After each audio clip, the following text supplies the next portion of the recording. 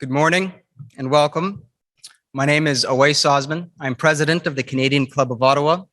Today, we have the distinct pleasure of having His Worship Mayor Naheed Nenshi, 36th Mayor of the City of Calgary, to address the club. Since the onset of the pandemic, the Canadian Club of Ottawa has met virtually, connecting Canadians across the country to important conversations. And as many of you are joining virtually, I'd like to acknowledge the right of the Indigenous peoples to the land on which each of us are on. For us in Ottawa, it is the unceded, unsurrendered territory of the Algonquin. The Anishinaabe are the original inhabitants of this territory, representing one of the most sacred sites for Indigenous peoples. A few housekeeping notes for those who are joining us virtually. If your internet quality is not ideal, the click here to switch stream button at the lower end of the screen, you can click it to lower your bandwidth. The video quality will diminish, but the audio will stay the same. If you're having any other technical issues, click on the Request Help button on the bottom right corner of the webcast. A response will be emailed to the address you used to register. To ask questions, simply ask or click the Questions tab, type your question, and click Submit. You may ask any questions at any time during the webcast. We will have some Q&A or a moderated discussion during this presentation. We will get to as many questions as we can this morning. Q&A will be moderated by my esteemed colleague, Jeff Turner. Jeff is Vice President at Blue Sky Strategy Group in Ottawa and an executive of the Canadian Club of Ottawa. We are grateful to the Canadian Club of Ottawa's corporate sponsors. Our media sponsors or partners for the 2021 virtual seasons is Impact Public Affairs, iPolitics, The Hill Times, and the Ottawa Business Journal. We are here today at the Ottawa City Hall with the accommodation of our host, Mayor Jim Watson of Ottawa. At this time, it is my pleasure to yield the floor to the Honorable Mayor Jim Watson, or His Worship, to share some words of welcome and introduce our distinguished guest and keynote speaker. Thank you.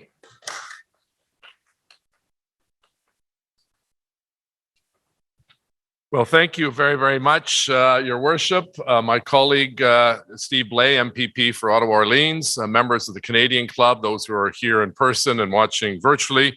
Mesdames et messieurs, c'est vraiment un plaisir pour moi de dire bienvenue à l'Hôtel de Ville de la Ville d'Ottawa. And I too would like to recognize that we're on the unceded, unsurrendered territory of the Algonquin Anishinaabe people. And I very much value our relationship with the surrounding Algonquin communities, Pikwakanagan and Kitigan-Zibi, as well as all First Nation, Métis, and Inuit residents. A little known fact, we have the largest Inuit population in Southern Canada live in the city of Ottawa. I want to begin by thanking the Canadian Club. I know this was put together a little bit in the last day or two, so I thank you very much for all of the logistics of getting some people here at City Hall and some people watching from around the country. Now, I had the pleasure of attending a virtual Canadian Club meeting hosted a year ago by the Canadian Club with Mayor Nenshi and John Tory, the Toronto Mayor, to talk about the pandemic and the future of municipalities. And I think anyone who's had the opportunity to meet the Mayor of Calgary comes away impressed with his depth of knowledge on so many different issues, particularly the important role that municipalities play in the 21st century. But he's also a fun guy to be with. He just presented me with my own very Nenshi socks. There's a story behind this, and I will wear these with great pride. Thank you very much, Ned. We were in town, or Ned was in town, along with the other big city mayors for our annual Big City Mayors Conference, the BCMC, which is part of the Federation of Canadian Municipalities. And last night we had the opportunity to bid farewell to, I think, 4 of our colleagues who are not running in the next election, including Mayor Nenshi, Mayor Dawn Iveson of Edmonton, Mayor Maxime Penneau-Jobin of Gatineau, and who was the 4th one? Marc Demare, as well as Regime Lebaume as well. So we're losing some really good people. Top on that list is Mayor Nenshi. In early April, the mayor announced he would not seek a 4th term as the mayor of Calgary and will end his term on October 25th. That's literally days away.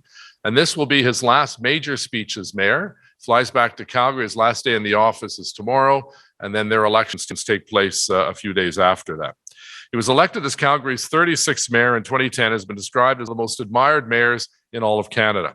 As with any public figure of his stature, he has faced many challenges during his 3 terms, including, we all remember the sights of the massive flooding, a sharp economic turn down, and the global pandemic. Mayor Nenshi has been a strong advocate for Calgary, leading change in budgeting, growth, urban revitalization, and community development. He's also a rock star. Anywhere he goes, he is so well recognized and respected. You know, people are posing for selfies and so on. He was one of the first politicians, not at any order of government, who effectively used social media, and particularly Twitter. And I'm very jealous you have 200,000 more followers than I do. So hopefully that'll slow down once you get out of the public spotlight, but I don't think so. He's also known for his focus on social infrastructure of the city and his support for reconciliation, anti-racism work, and support of the LGBTQ plus community. Mayor Nenshi has a Bachelor of Commerce degree from the University of Calgary and a Master's of Public Policy from the John F. Kennedy School of Government at Harvard University. He was first elected as mayor in 2010, had not served on council. He was a new, fresh face for the people of Calgary, becoming the first Muslim mayor to be elected in a big Canadian city. He was re-elected easily in 2013 and 2017. He was named a Young Global Leader of the World Economic Forum and received the President's Award from the Canadian Institute of Planners. He was also awarded the 2014 World Mayor Prize by the UK-based Cities Mayors Foundation as the best mayor in the world. Hazel McCallion has never forgiven you for that, but we were joking that his worship had, we presented him with a little joke tiara, and apparently we took it back. You didn't even get to keep the tiara. He's received the Humanitarian Award from the Canadian Psychological Association's for contributions to community mental health. And I want to thank the Canadian Club and President Osmond, who will be providing closing remarks and a Q&A session with our honored guest. And I mentioned to the head that I unfortunately have a meeting with our chief of police in about 20 minutes, so I'll have to sneak out quietly. But I did want to be here to introduce one of the greatest mayors, if not the greatest mayor, certainly in the world, but that Calgary has ever seen in a long, long time. He will be missed, but we know his presence will not vanish. He will still be a force to reckon with. And please give a warm Ottawa welcome to His Worship, Mayor Nenshi.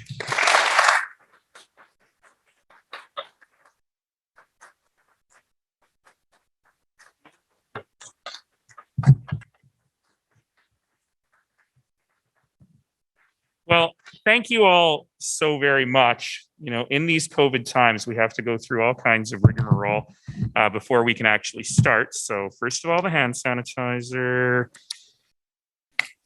Second of all, the mask. One of my big pandemic goals was to create a brand new business, which is masks that also work as pocket squares.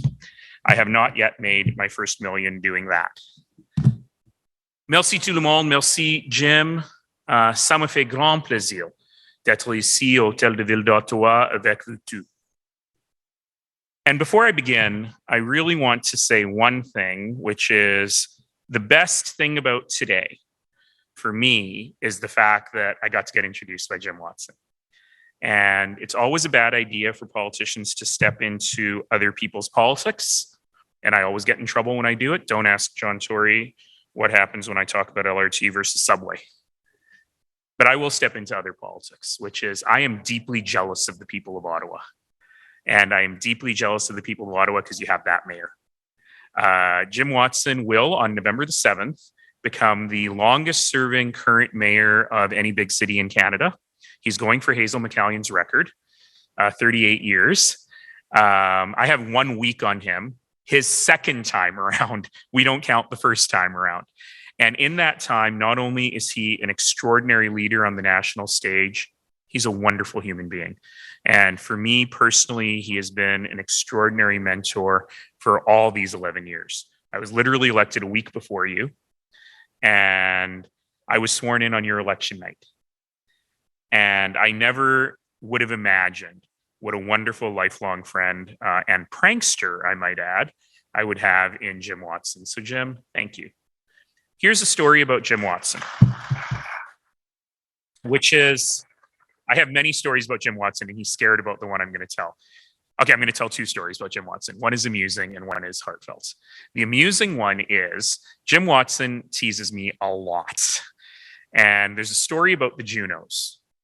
The Junos were being held in Hamilton, Ontario. And a couple of weeks before the Junos, I received an email. And imagine any Canadian man receiving the following email from Rush, the band. I thought it was a joke.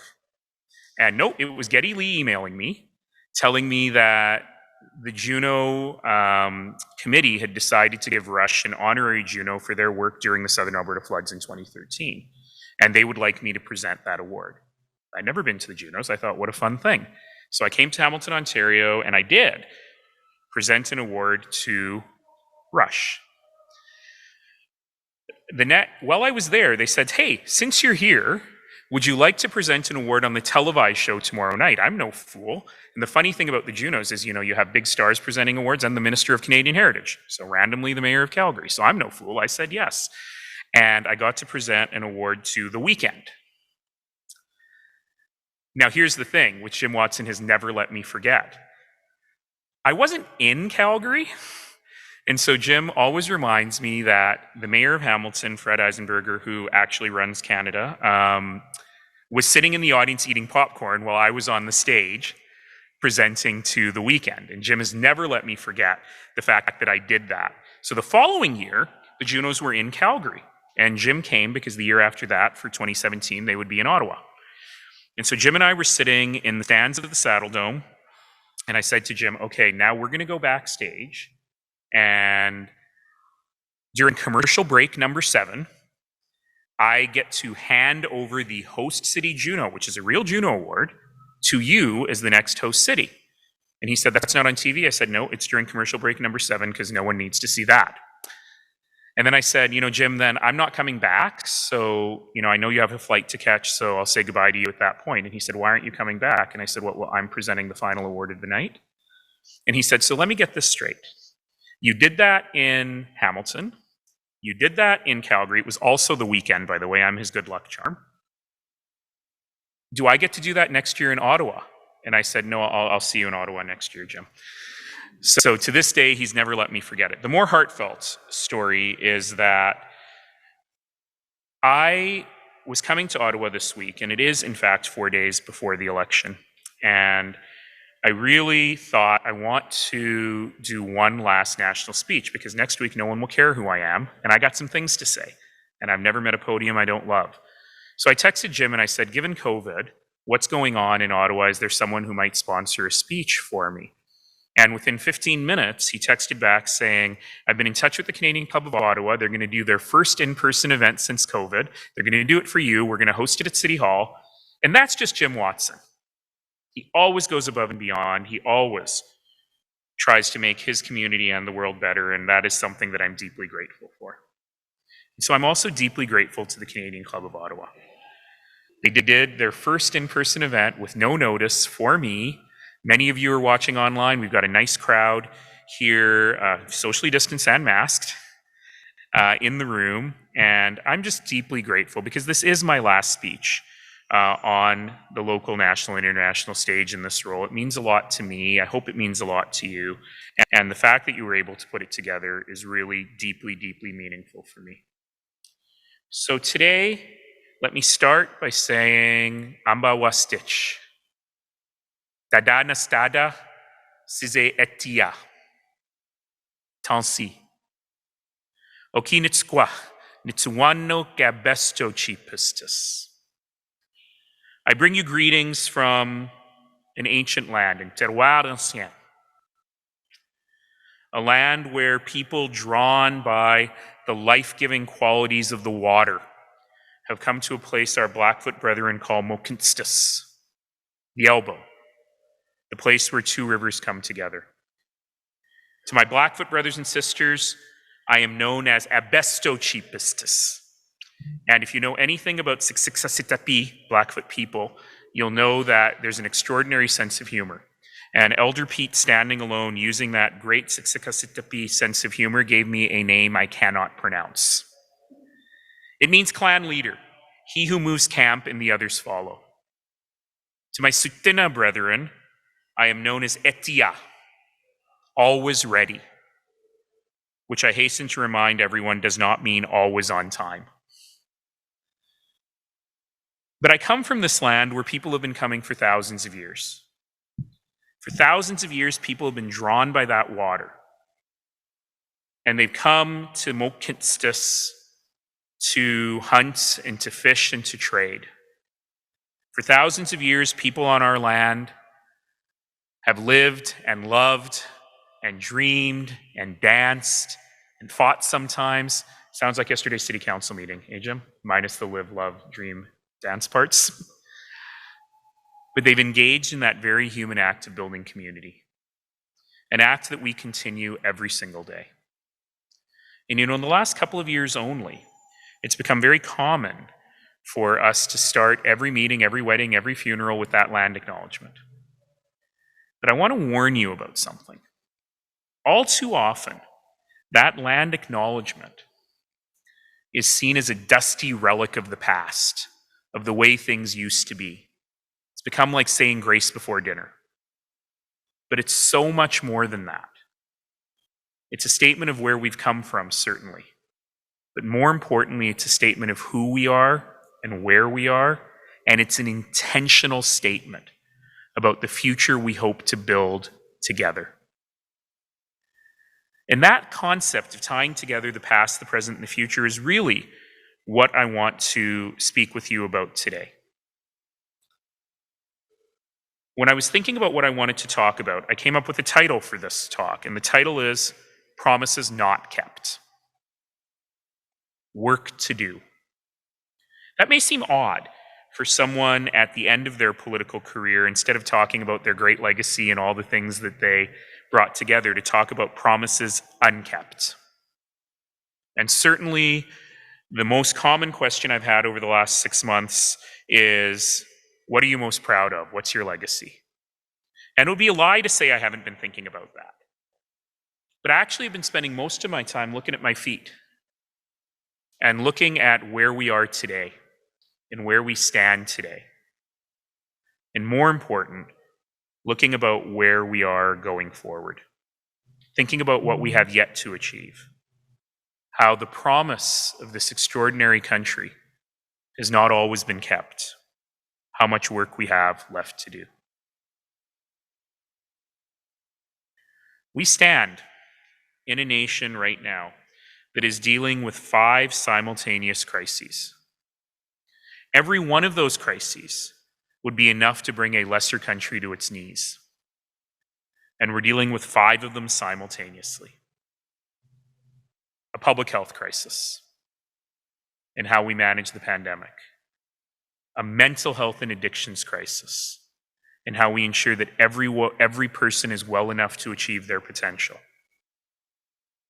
An economic crisis where we are looking at enormous dislocation for so many in our community in ways we've never thought of before.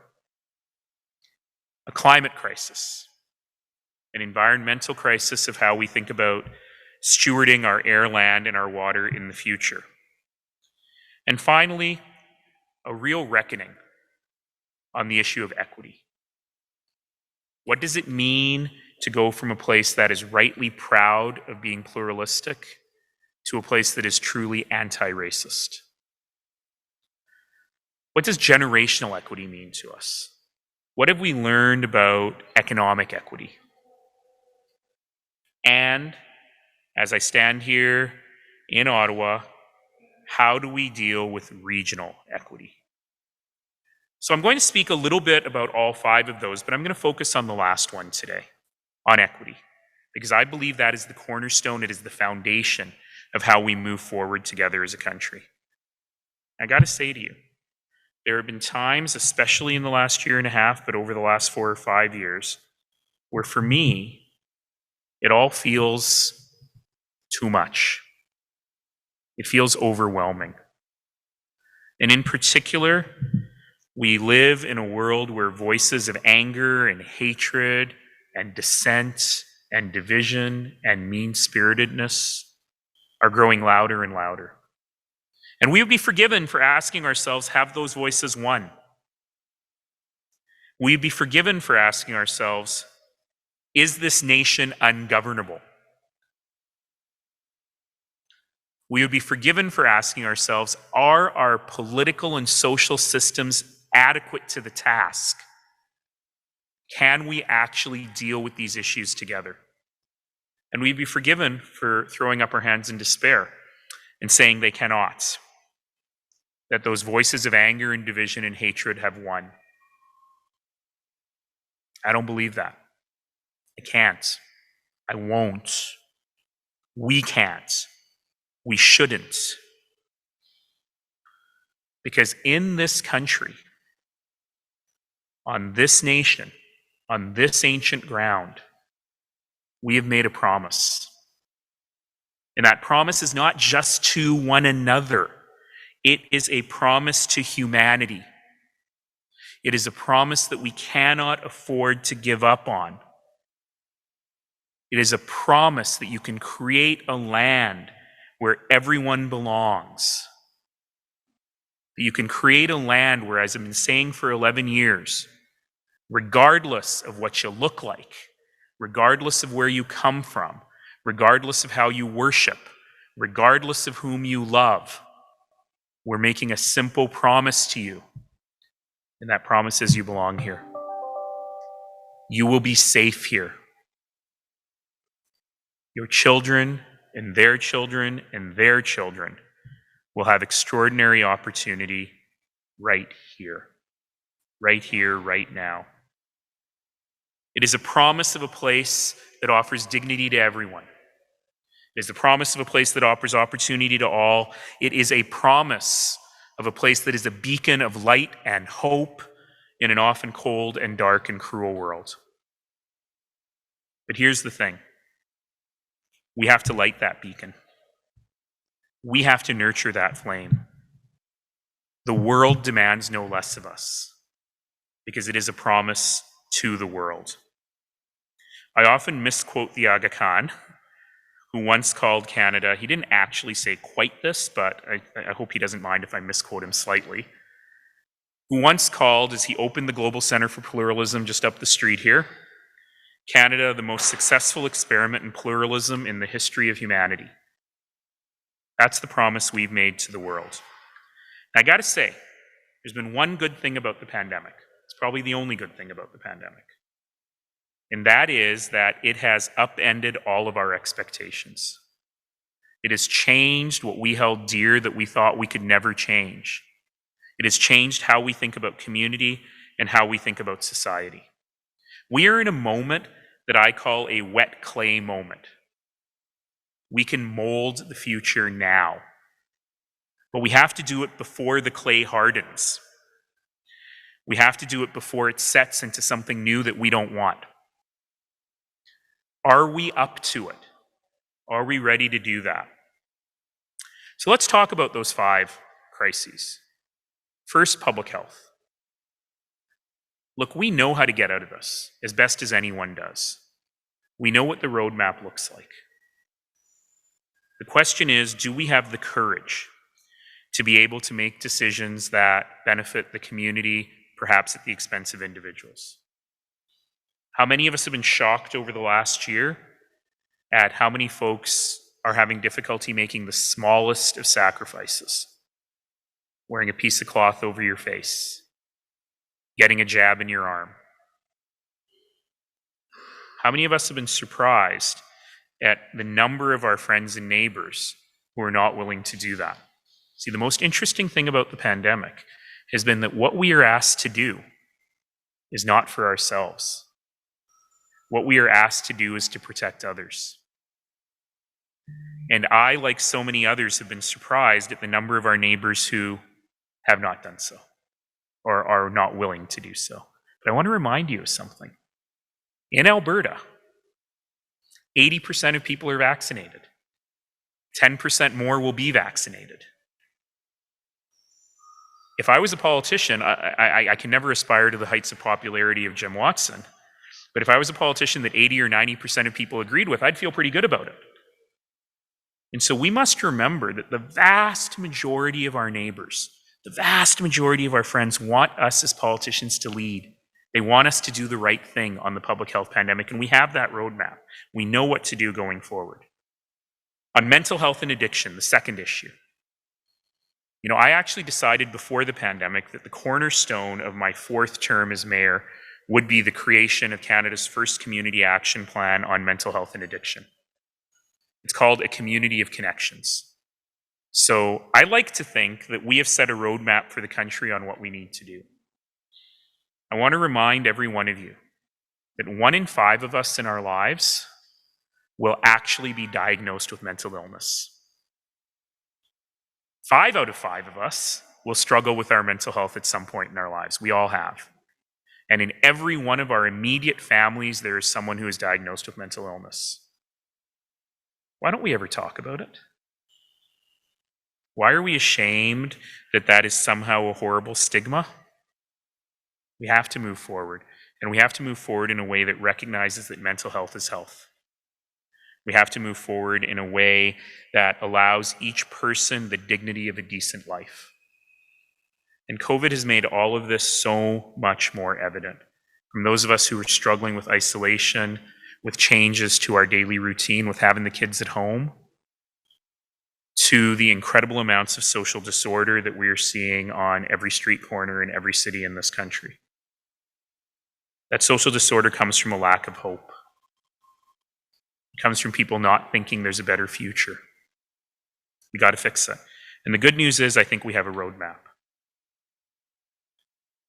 On climate, we have to stop as Canadians thinking that climate, especially in my home province, thinking that climate change is something that's happening to us. We have to lead. Again, we have made a promise to the world, and we have to be that part of the world that shows the rest of the world the hope that we have. So very practically, what does that mean? It means that a place like Calgary that has long attracted the best environmental engineers and scientists in the world who want to work on the biggest problems needs to be the world leader in clean energy.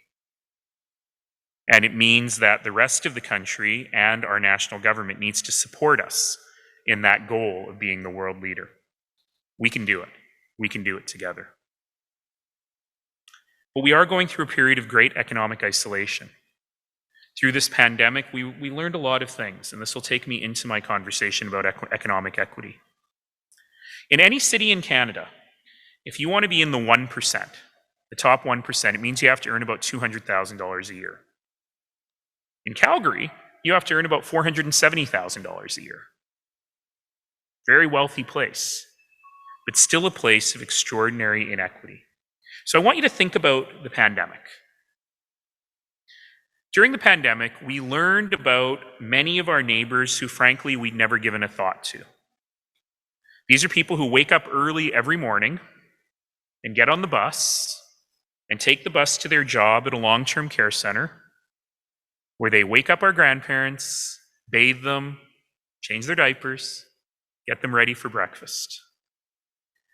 They work hard through the lunch shift. And after lunch, they take another bus to another job across town where they do it again for the dinner shift.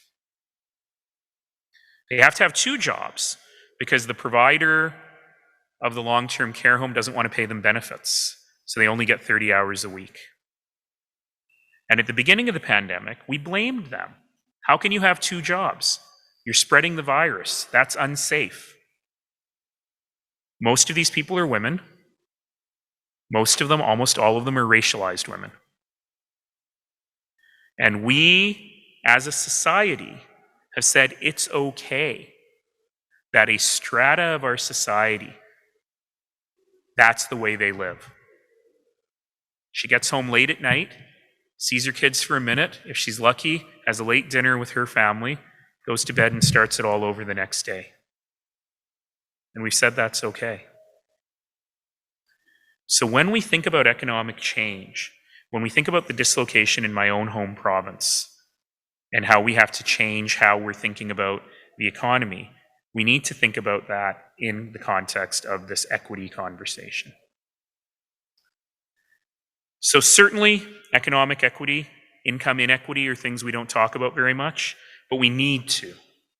And we need to understand how we build a more just society where anyone who works can afford a decent life. What does that mean for people to have decent work? These are things we don't talk about in the political sphere anymore. It's almost like we've forgotten our responsibility to everyone for having a better life. You know, at the City of Calgary, we have a mantra. It's in every elevator, it's posters at every water cooler. And the mantra is simply this: making life better every day. And in fact, I changed it this year. And our new mantra is making life better every day for everyone. That's our job, not just as public servants, but as citizens. How is what I am doing right now making it better for someone else to live here? We've got to think about it. Let me bridge for a moment from income inequality and equity to the concept of regional equity. I want to tell you something about Alberta. Alberta is full of proud Canadians. Alberta is full of people who work hard to make the community better. For many generations, for my entire life, Alberta has also been a net contributor to Confederation.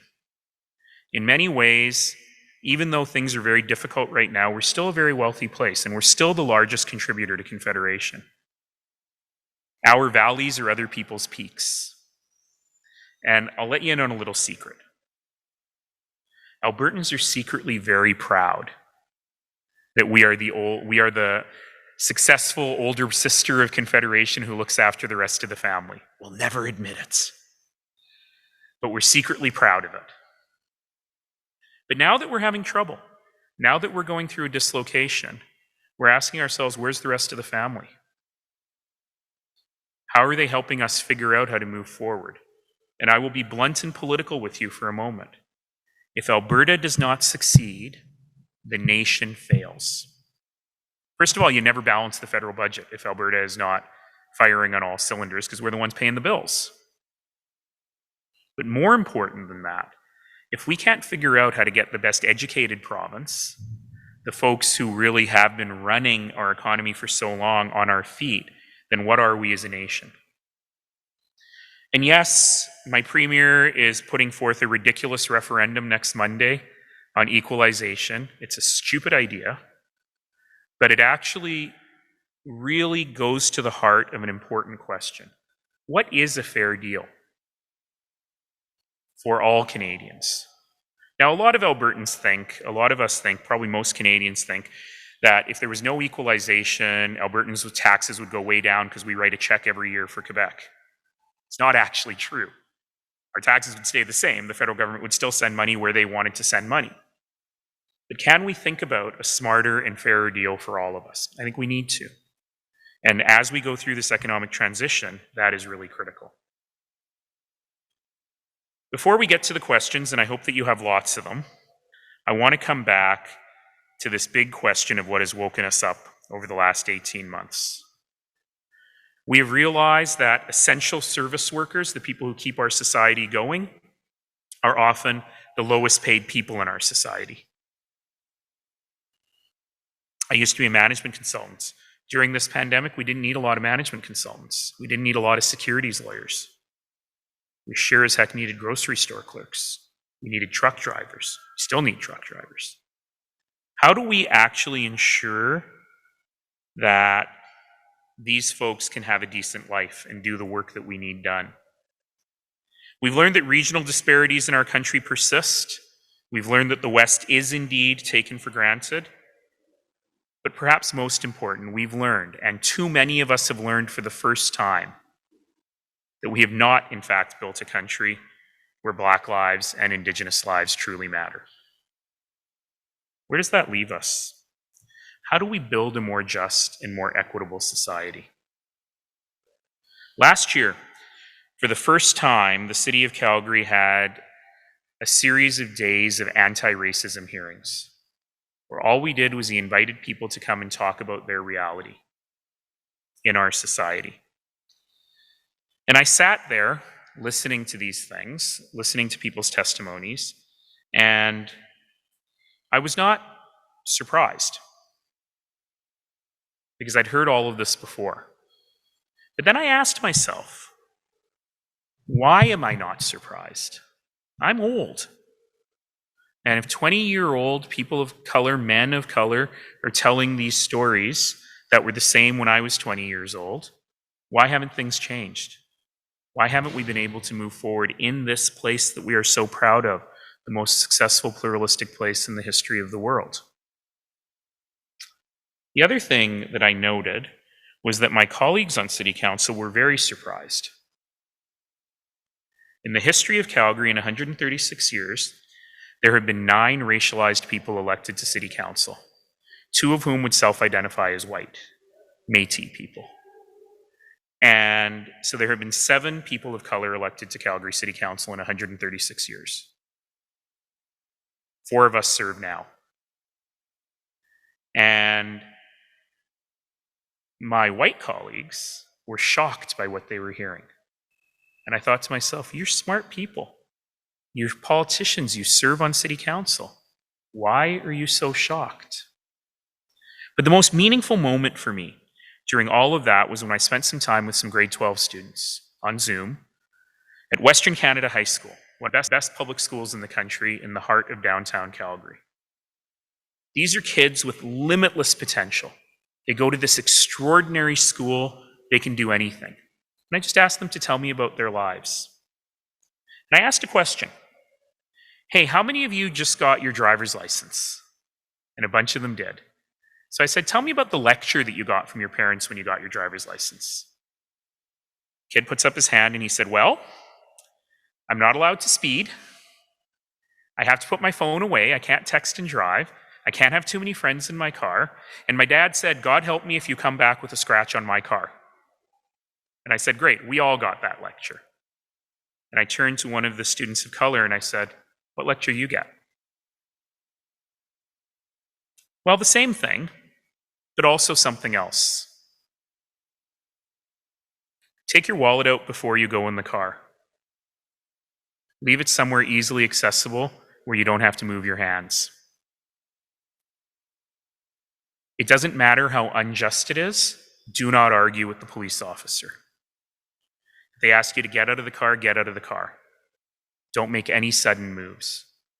We can fight about it later. Do not resist. This, in a city where we have the most thoughtful police chief and the most thoughtful police service in the country, where the police have admitted their role in institutional and systemic racism, where we haven't had to defund the police, where they themselves have said, take part of our budget to solve these systemic problems. In this city, in a place where these kids have limitless potential, every parent of color has to give the talk. And I thought about it some more. And I realized that for me, for people of my generation, for people of generations before, we have an unspoken deal. The deal is this: we'll put up with it. We will put up with the extra attention from the security guard at the mall. Never mind that he looks like us. We'll put up with having to give our kids the talk. We'll put up with, your English is so good. We'll put up with, no, where are you really from? We'll put up with, is she really that good at her job? And we'll put up with it all because in return, we get to live here. We get to live in a place of extraordinary potential. We get to live in a place where we can live lives of dignity, where a guy who looks like me can be elected mayor. But too many of our young people are saying we're not putting up with it anymore. That's our parents' deal. That's our grandparents' deal. We don't want that deal. And for me, this has been really hard because I am so proud to be Canadian. I'm so proud of what we've built in this country. And for me, it's been incredibly hard to reconcile the fact that we need to move from a place of pluralism and multiculturalism of which we are justifiably proud to a place of true anti-racism. I don't know what that means. I don't know what anti-racism looks like. I just know we got to go there. And I know we have to take this path. I've given very short shrift today to the other big issue in this field of equity, and that is what a lot of people call reconciliation. My friend Elder Casey Eagle Speaker earlier this year told me, stop saying reconciliation, start saying reconciliation. We're running short of time, so I won't go deeply into that, but I'll just remind all of us something that we don't need to be reminded of, that our greatest failure as a nation is our inability to be treaty people, our inability to live by the spirit of those treaties, to share the prosperity of this nation. We've got to get it right. If folks want to ask me in the question period, I'm happy to talk more about this. But I want to say at the end here, so what do we do? Is it enough to complain about it? Is it enough to highlight it? What do we do? So I'm going to highlight for all of you that we need courage. We need to listen. We need to understand. We need to get beyond partisanship and glib headlines and easy talking points and simple answers to make decisions. You notice I say we. As frustrated as we may be with our politicians, as angry as we may be that we just had a federal election that barely touched on these issues that people care about, that we had a federal election where two women of color on a national stage raised the issue of discrimination in a province of this country where women, Muslim women who wear a hijab, Sikh men who wear a turban, and Orthodox Jewish or religious Jewish folks who wear a kippah cannot go into certain jobs. We live in a country where because of your faith, there are jobs that are closed to you. And when two women of color raised that on a national stage, they were called racist. And they were called discriminatory because we don't talk about that. So we have every right to be angry at our politicians, but that's not the solution. The world doesn't change because good-looking politicians make great speeches at podiums. By that I mean Jim Watson. It changes because we make it change. Because every single one of us, everyday people using our everyday hands, our everyday minds, our everyday souls, our everyday hearts, and especially in these dark times, our everyday voices, make it happen. That's what I'm calling on everybody today to do. We need to lead. We need politicians who can meet the moment, but we as citizens must meet the moment. We need to speak out for what's right. We need to speak out for what's just. The future demands it of us. The world demands it of us. So I don't know the solution to these problems, but I know where to find it. For the last 4 years, I've been using a Sanskrit word a lot. It's a word that's common to, I think, all South Asian languages, and the word is seva. Seva means service. More specifically, it means selfless service. And I think now more than ever, we are all called upon, every one of us, to be sevadari, people who give service. But I think that actually translates to human being. So everyone asks me what I'm going to do in my retirement. I don't know. Hopefully find a job at some point. But I want to keep doing seva. I want to make sure that we all keep continuing service. And I'm telling you today that today I am relaunching a program that I started 11 years ago. It's called 3 Things for Canada. It's a very simple program. I'm simply asking that every citizen, every year, do at least 3 acts of community service. It can be something small. Shovel your neighbor's walk. It can be something big. Fight for reconciliation. Doesn't matter if it's big or if it's small. What matters is that it's service, and that together we can give service, and we can mold that clay I talked about. We can create that future. 11 years ago, Calgarians took a big risk. They took a risk on me.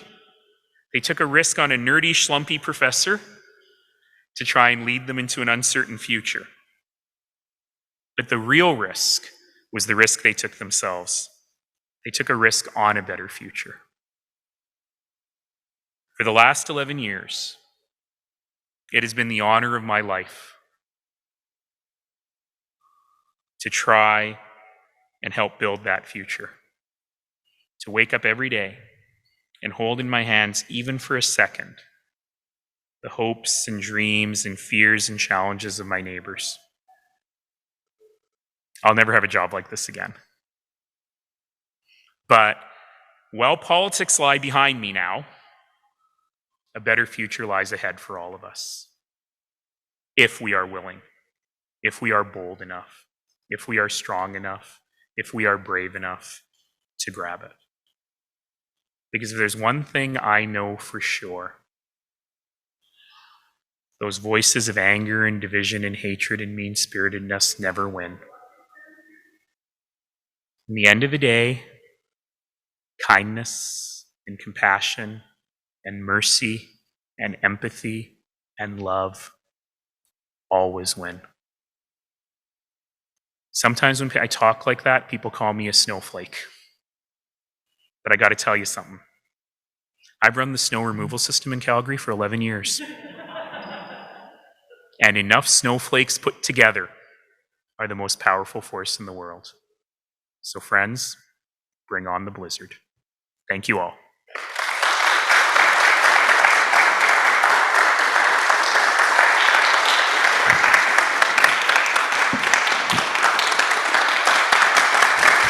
Thank you.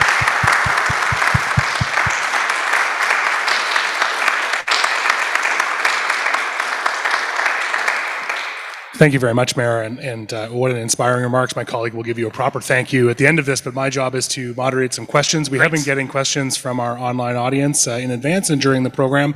I do want to give our audience a first kick at the can. If anybody has something they'd like to ask, I'm happy just to hear from you from your seat, and I'll repeat the question for everybody quickly. Does anybody have something they want to ask right off the top? Seeing no hands, I will just go into an amalgamation of a question I was reading just as you were actually concluding. And if you were to be giving advice to the young person with the driver's license question, or to those who are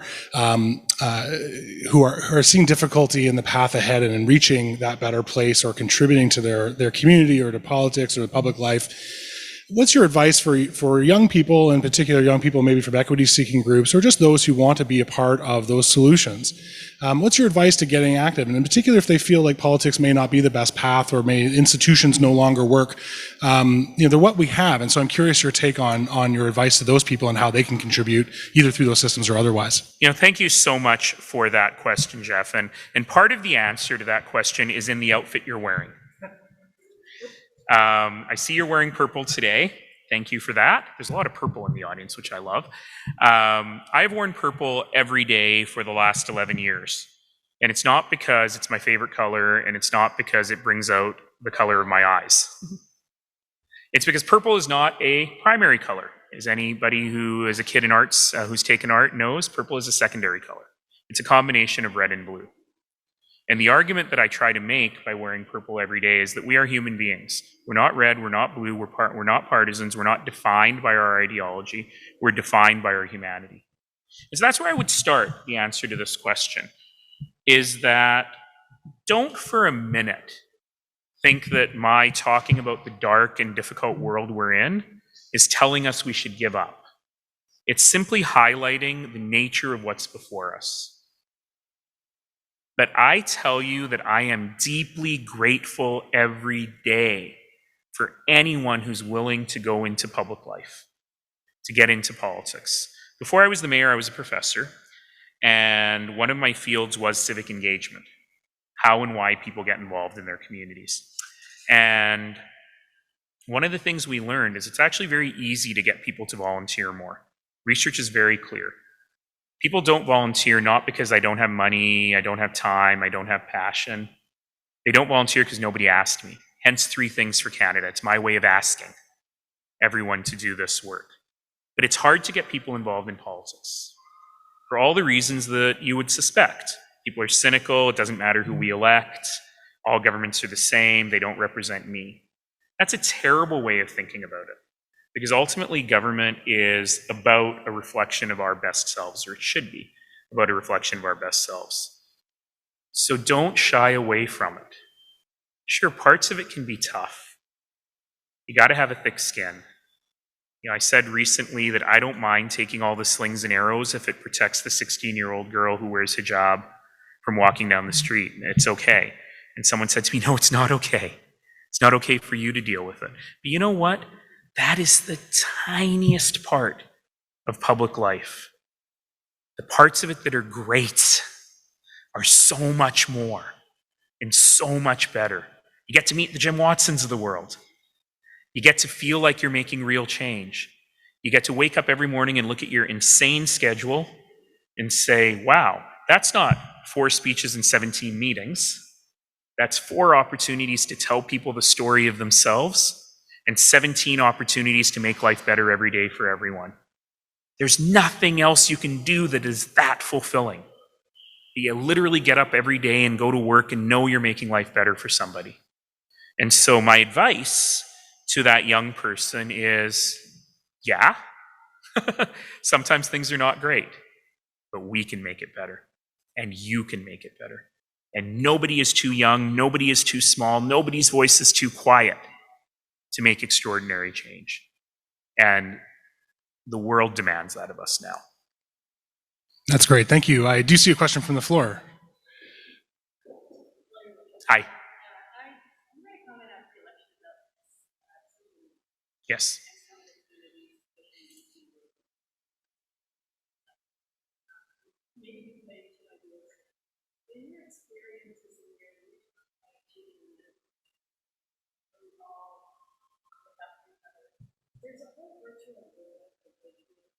Yes.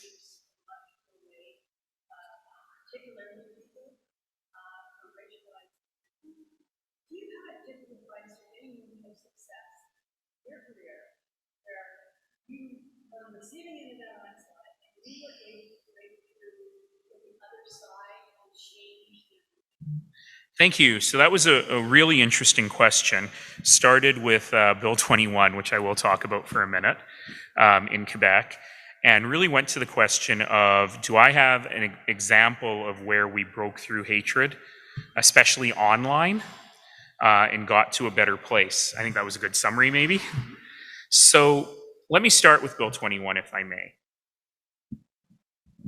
People always ask me, do you ever want to go into federal politics? And I say no, because I say things like what I'm about to say. We should, as Canadians, be ashamed that that is a thing that exists. When that law was first put into place, I happened to be at an international meeting in New York. And I was asking folks, can you name a country where you have to choose between your faith and the job you can have, where people of certain religions cannot have certain jobs? And the answers I was getting was Saudi Arabia, Iran, right? And I said, well, the second largest province in Canada. And people were shocked. And our federal politicians have remained silent about it. And I find that deeply offensive. So I was a political pundit for a long time before I was the mayor, and much to the chagrin of my colleagues who work with me at City Hall, I venture into punditry from time to time. So I will just for a moment, because we're in Ottawa, turn into a political pundit on this. No one wants to say anything because they're scared about losing seats in the second largest province. Hey, guess what? It didn't work. The Premier of Quebec endorsed one of the parties who did not win a single extra seat in Quebec. It didn't work.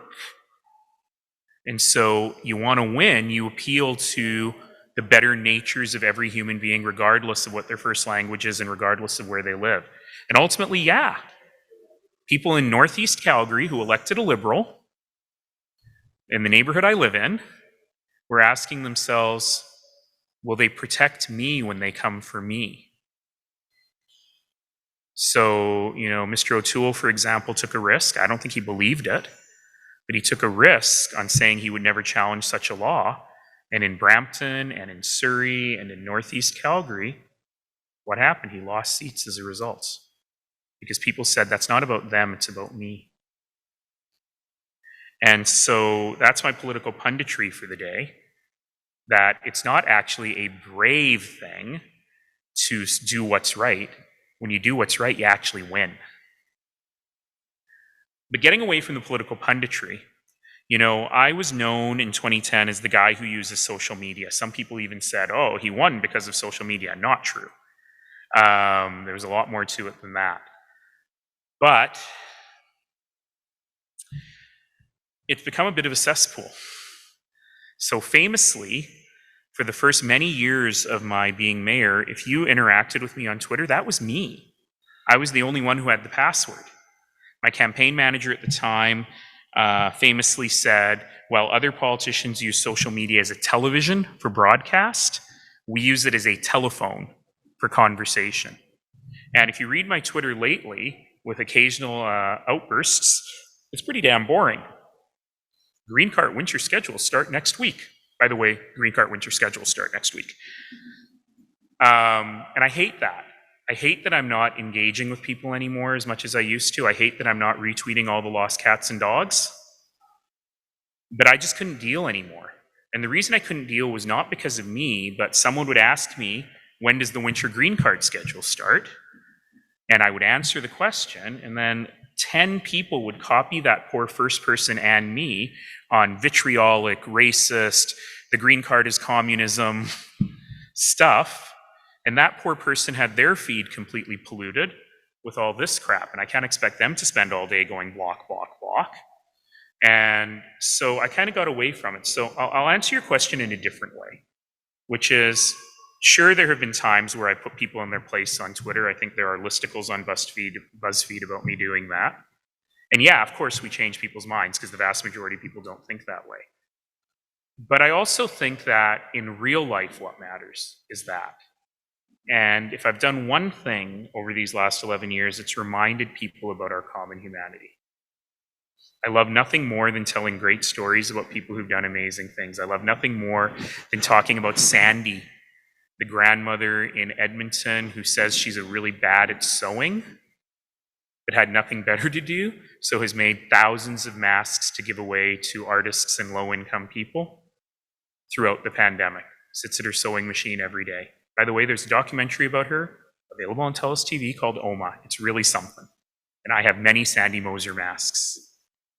But telling that story of Sandy, telling the story of Bev, who after the floods was worried that we could replace people's flooring and their appliances and their possessions, but we couldn't replace their memories and their heirlooms.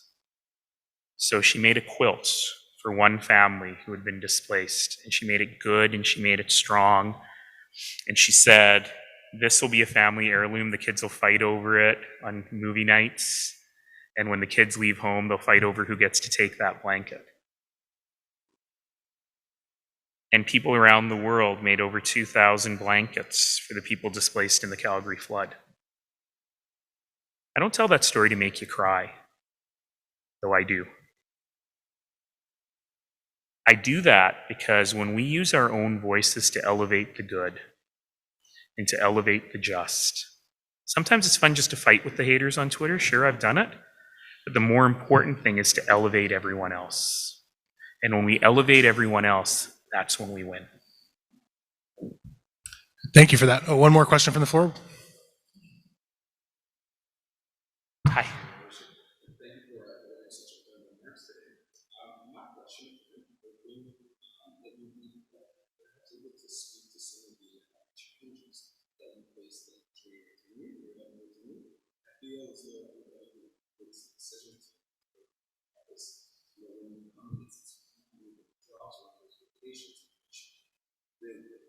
Yeah.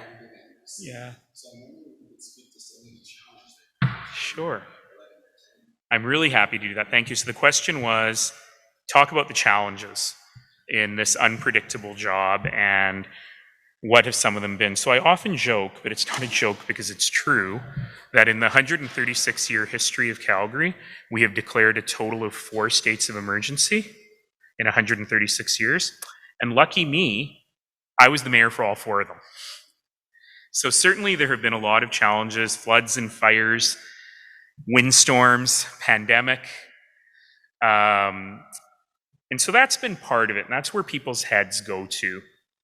And for me, that's really been, I never thought that would happen. So the story is that when I first became mayor, I was the first mayor in 30 years who had not previously served on city council.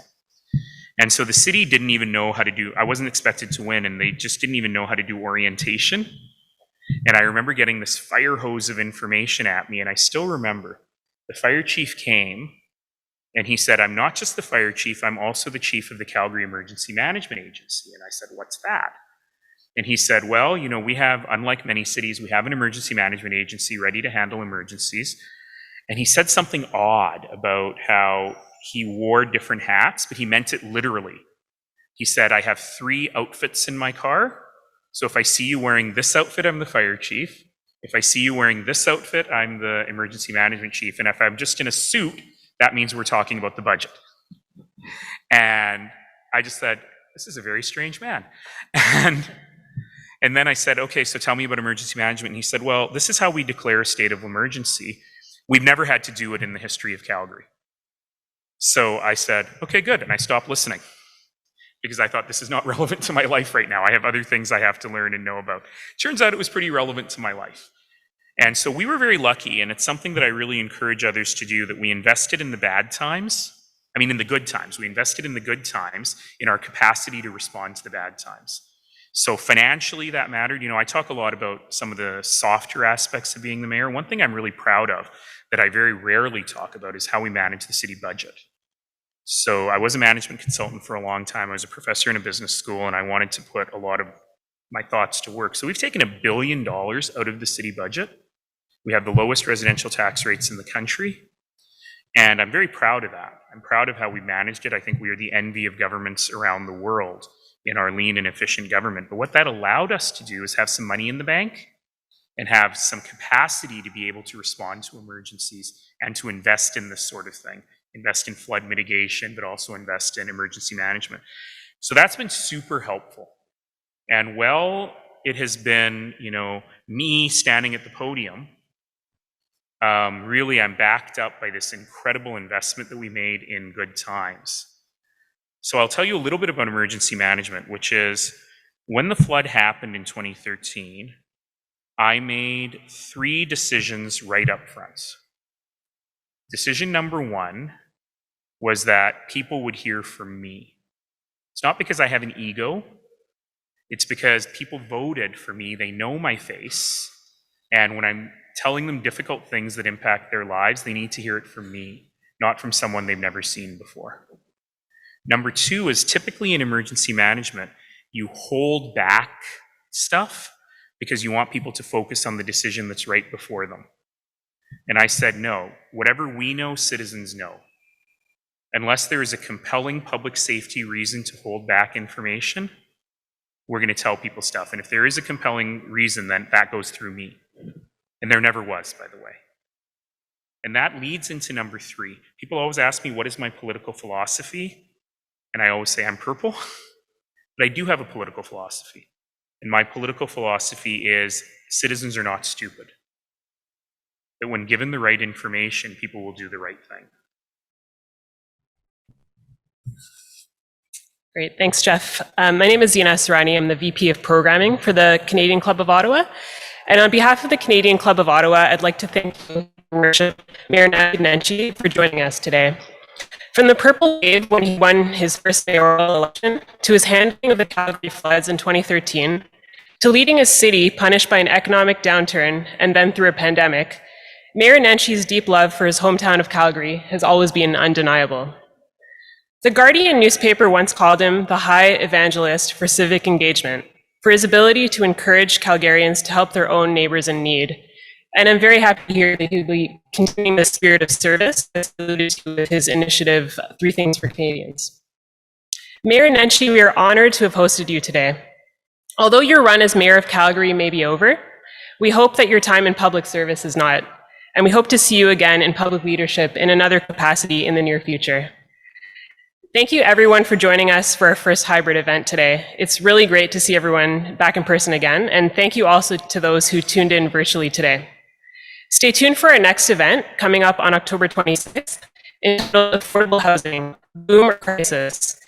This event will feature panelists Kevin Lee, CEO of the Canadian Home Builders Association, Tim Hudak, CEO of the Ontario Real Estate Association, and Mary Rowe, CEO of the Canadian Urban Institute. And the panel will be moderated by Carol Saab, CEO of the Federation of Canadian Municipalities.